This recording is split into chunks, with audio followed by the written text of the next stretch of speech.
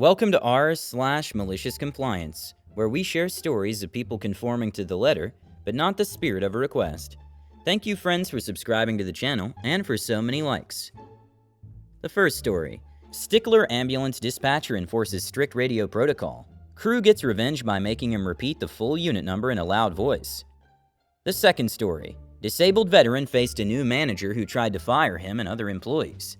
HR decided to put the veteran on early retirement with disability benefits. The third story: manager insists just do your job right is faster. Gets flooded with incompetence that it isn't my fault. Finally fixes something that we could have been doing all along. The first story is: you want clear radio protocol? I'll give you clear radio protocol. So years ago I worked for a transport ambulance company. Mostly we would run patients from hospital to hospital. We would do some emergency calls. However, in general, we were a glorified taxi service. Our patients needed medical care for sure, but we had very few emergencies. We had around 7 to 8 dispatchers. I don't remember most, but I remember 2. Elle, because she was the freaking bomb. She would always try to take care of her crews, stagger work, delay calls a few minutes if it meant crews getting off on time, etc. Then there was B. Oh God, did people hate B. He was the guy that if your 16-hour shift ended at 5 p.m., he would assign you a call with a 2-hour transport time at 4:59. There were shifts I literally got off 4 to 5 hours late due to this guy. What happens later I wouldn't have done to anyone else, but it also wouldn't have bothered anyone else. This guy followed the letter of the law to a T. Now, normal radio protocol for a call would go something like this: D equals dispatch, C equals crew, and we try to keep things as short and simple as possible. D, Unit 214. C, Unit 214, go ahead. D, Unit 214, be en route to X hospital, information to pager. C, Unit 214 en route. Then when getting to the scene, C, Unit 214. D, Unit 214, go ahead. C, Unit 214, show us on scene.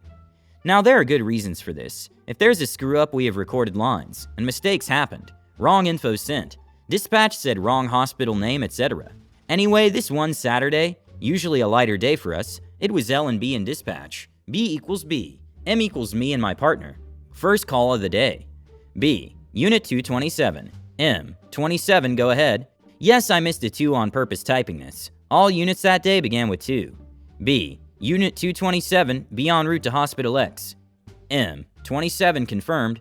A few minutes go by. B, Unit 227. M, 27 here. B, Unit 227, are you en route? We were. I thought I called it. M, 27, I thought I called us en route. B, 227, you said you confirmed information, but you didn't confirm you were en route. I remember gritting my teeth. Technically he is correct, but he's being a stickler. By the way, no other dispatcher did this. This is also a completely non-emergency call of a patient going home. M, 27, you can show us en route for 5 minutes. B, 227, confirmed en route. We arrive. M, 27. B, dispatch, what unit was this? People cut out mics sometimes. He legit may not have heard me. M, 27, show us on scene. B, dispatch, still didn't catch your full unit number. Oh, okay, I see what you're doing here. Teeth grinding continues. M takes deep breath. 227. B, Unit 227, go ahead. M, Unit 227 on scene.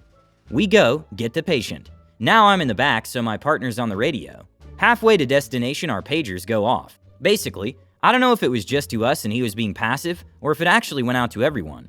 We get a message. Crews, please remember to give your full unit numbers on the radio. Now, just to be clear, we would have our units start with a 1 if they were staffed with a medic, a 2 if EMTs only, or a 6 for specialty calls. To avoid possible confusion, they really tried not to have a 115 and a 215 up together, so us calling 27 wasn't really going to mess anything up. We were the only 27 that day. Our employee numbers were tied to the truck, so if anything got screwed up, there's plenty of info about who did it. Anyway, call is complete. We clear it and don't have a call for a while. About half an hour later, B, 227, M, go ahead.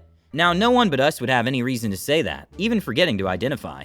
B, Unit 227, M, go ahead. B, Unit 227, M, me, deep shuddering breath. 227, go ahead. B, Unit 227, be en route to Hospital X. M, 27, confirmed and en route. B, Unit 227, was that you that confirmed you were en route? And this is where I lose it. M in a pretty loud and forceful voice. Unit 227, repeat Unit 227. Once again, that is Unit 227 confirming and en route. I repeat, this is Unit 227 again. Unit 227, Showing en route to Hospital X. Information to pager confirmed. Unit 227, that is Unit 227, is en route to Hospital X. We're responding from location Y with an ETA of 14 minutes. Repeat, Unit 227 responding to Hospital X from location Y with an ETA of 14 minutes. That is 14 minutes. Again, Unit 227 en route. And I slam down the mic. Silence for a moment. B. Unit 227, call dispatch public service. This means to call the actual phone line to dispatch so the conversation isn't over the air. This I ignore. I ignore it for 2 more times. My pager goes off telling me to call. We get to destination. M. 227 on scene. B. 227 confirmed. Call public service. Again, I ignore it. Finally, my pager goes off. Hey, it's L. Can you please call dispatch before B has a heart attack? He just stepped out, I'll pick up. So I call in a completely happy voice. When she answers, I say, Hey L, how are you? To wrap up the story, B basically wanted to chew me out, and L wanted to warn me, but I had kind of figured that out. When B got on the phone, he couldn't tell me exactly what radio protocol I had violated, and I asked so nicely. I told him that because he seemed to be having issues hearing me. I wanted to be absolutely clear, for his sake. Getting back to the station at the end of the day, my supervisor basically told me that he wanted to chew me out, but couldn't figure out what to say. He knew I was being belligerent, but within the scope of our radio protocol. Basically, he just said, hey, I know B is an A. Just don't poke the bear, huh? I can imagine how frustrating it would be to work with someone who is so insistent on following every little rule to the letter, especially when it's unnecessary. But I have to admit I'm impressed by M's commitment to clear radio protocol. If you're gonna do something, you might as well do it right, and M really took that to heart. Plus, the way they repeated their unit number over and over again was pretty hilarious. They were daring B to get it wrong again. It's too bad there wasn't a recording of that exchange. I would have loved to hear it. But even without the audio, I can just picture the look on B's face when M finally lost their cool. The second story is, brand new manager tries to fire me. Let's see how this ends. VA equals Veteran Affairs. You'll see this in some of my replies. I'm a 100% disabled vet, but I still wanted to work for as long as I can. I worked in a large company that contracted to many of the big oil companies. For years I had excellent reviews and the customers loved me. My manager got promoted and one of my coworkers became the newly promoted manager. He started out fine, but then as he went through management training, he became that boss people hate. He was trying to flex his muscles by using all the usual tricks of setting you up to fail, in order to fire me and a couple of others.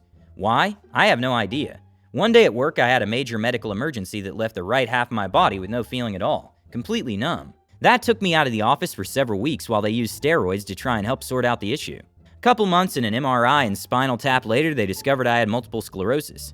After I was diagnosed, he decided to pull me out of the customer site and have me work in the office. My job had zero office work. I spent nearly a year in the office getting paid to do stupid mind-numbing BS while he tried to figure out a way to fire me. Since the initial issue was medical, it proved to be very difficult, so he would try to assign me to long-term duties, like 6 months, hundreds of miles from home, knowing I could not do them. He also was nitpicking any menial task I did not perform to his liking. He knew I could not travel as I have to see several doctors every month, and I can only refill medications from my local VA, Veterans Affairs, clinic. While he was trying to fire me, I was talking to HR about my disability, and how it's obvious that I could no longer perform my job for safety concerns. This was the reason my boss pulled me into the office. I also informed HR about how the manager treated me and several other employees. They had me do several things, including sending my medical records to a company medical doctor to make sure I was being honest, I assume. In the end, HR decided to put me out on pre-approved early retirement with short and long-term disability. Now I'll get paid from the company till I'm 67, all before he could get to the chance of firing me. Additionally, several other workers quit around the same time as me, and a short time after I left, he was replaced by a different coworker. Trying to fire a disabled veteran? It's just not gonna happen. This manager tried all the usual tricks, but he forgot one crucial thing: karma. It's a dish best served cold, and it looks like this disabled veteran was dishing it out with a side of early retirement and long-term disability payments. But let's look on the bright side. You now have a paid retirement plan and short and long-term disability. It's like hitting the jackpot, except instead of pulling a lever on a slot machine, you just had to deal with a jerk of a boss for a little while. So cheers to you, my friend. Here's to getting paid to relax and not deal with any more corporate shenanigans. Just make sure you don't spend all that retirement money in one place. The last story is, just do your job, right, please and thank you. At my work, I get orders from customer service and I pack them up and ship them out. One of the products can be personalized by the customer. The software I use is designed so that I upload a file with the list of names to be printed. It can only be formatted one specific way, otherwise it just rejects the file. I receive the file via email from customer service. They get the names from a report received via the online website. When I was trained, I was told I should not edit or change the file I receive. Just use it exactly as is. If it fails, then I was supposed to email it back to customer service and tell them it didn't work. So for a while I did that, but after one order took multiple attempts over the course of 2 weeks, emailing CS again and again, "File still doesn't work, please fix." I opened the file myself and took a look. Turned out it was a super simple fix. CS was consistently doing one of two mistakes. They were either emailing me the file they received from the website, completely wrong list format, or they were screwing up the completely simple task of copy and pasting the names into the right list format. So after that, I just started opening the files and fixing them myself. I would also email CS to let them know I was fixing their mistakes. Usually just a screenshot of the original file versus the fixed file. I had hoped eventually they would remember my examples and stop making the same mistakes over and over. Nope. Instead, some weeks later, my boss pulled me aside and told me that there were a few complaints that my tone was coming across as rude or snippy in my emails, and could I maybe try being a bit nicer? Also, the orders were taking too long. Could I explain why?